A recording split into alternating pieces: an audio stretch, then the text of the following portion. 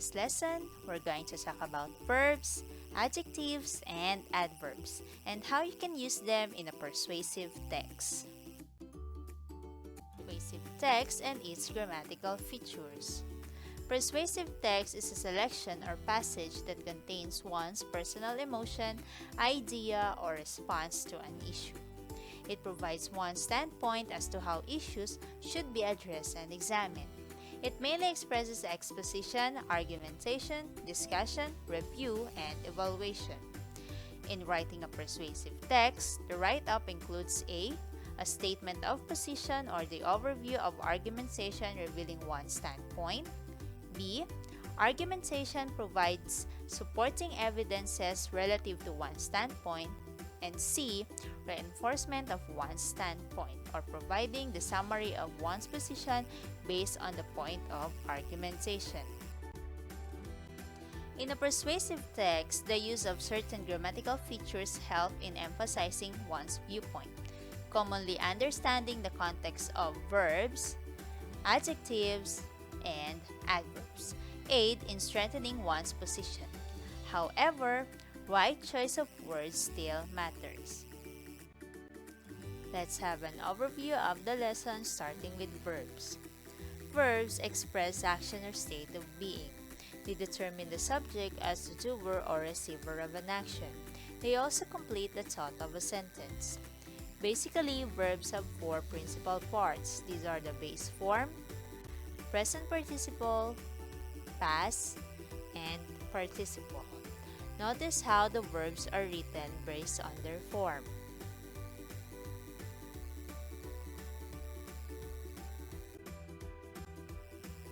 We also have the voices of verbs. First one is the active voice. It is where the subject is the doer of the action. Example, the students submitted their project to their teacher. The word submitted is the action word or the verb in the sentence, and the one who's doing the action is students. While in the passive voice, the subject is the receiver of the action. It answers the question who is receiving the action. Example, their project was submitted by the students to their teacher. In the sentence, was submitted was the action word or the verb, and the one who's receiving the action is the word project. Verbs can also be classified to regular and irregular verbs. Regular verbs form their past tense and past participle by adding d or ed. Example, want, wanted, wanted. Jump, jumped, jumped. Pray, prayed, prayed. You will notice that you only need to add d or ed to change the tense of the verb. While in the irregular verbs, these are formed by either a change in spelling or sometimes no change at all. Example, catch, caught, caught. See, saw, seen.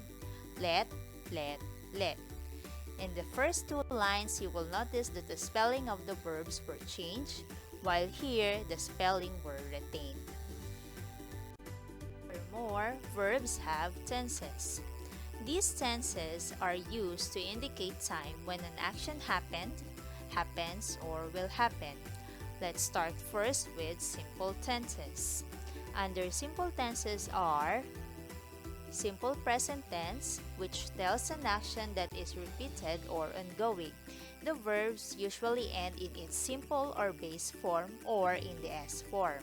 Example, the sun rises in the east. The next one is simple past tense. It tells an action that happened already in the past. Example, Jason visited his family last year. And simple future tense. It tells an action that will happen in the future. The verb is usually preceded by auxiliary verbs shall or will. Example, Nathan will fly to Davao next week. We also have the perfect tenses. Under it are present perfect tense, which tells an action that happened in the past and still happening in the present. The main verb written in its past participle is preceded by has for singular subjects and have for plural subjects. Example, Jocelyn has worked as a social worker in the city. The students have prepared for their presentation. Under the past perfect tense, it tells an action that happened and ended in the past before another action in the past happened.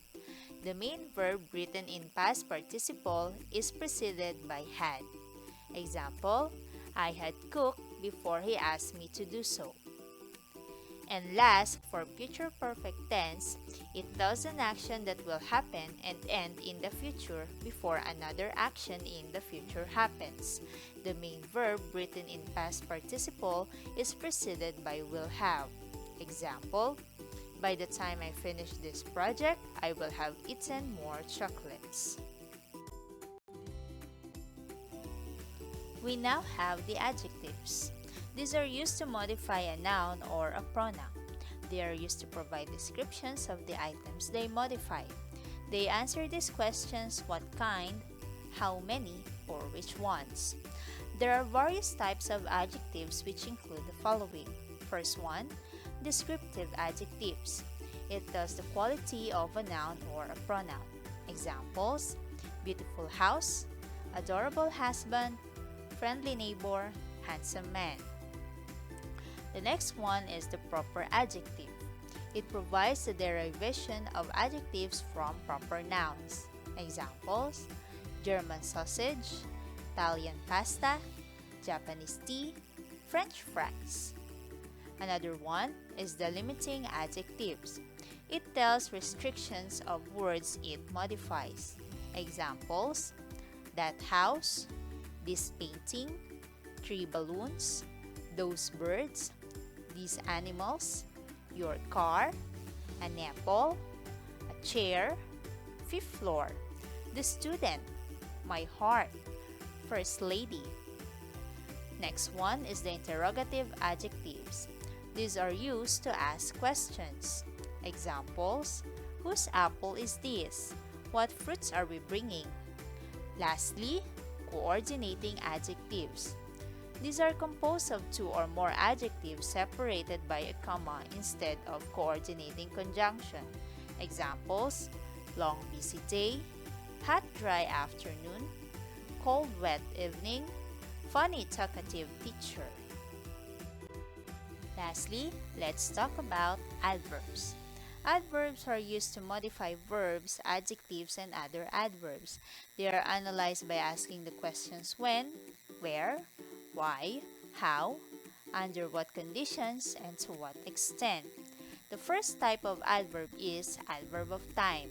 It answers the question when. Examples, early, tomorrow, tonight, today, yesterday. The next one is adverbs of frequency. It answers the question how often. Examples, always, never, sometimes, often. Adverb of place answers the question where. Examples, somewhere, nearby, anywhere. Then, adverbs of degree answer the questions how much. Examples, very, quite, completely, little. And adverbs of manner answer the question how. Examples, slowly walked, quickly announced. Good job! I hope you learned a lot today. That wraps up our topics for this quarter. Hope to see you again on our next lessons. Thank you!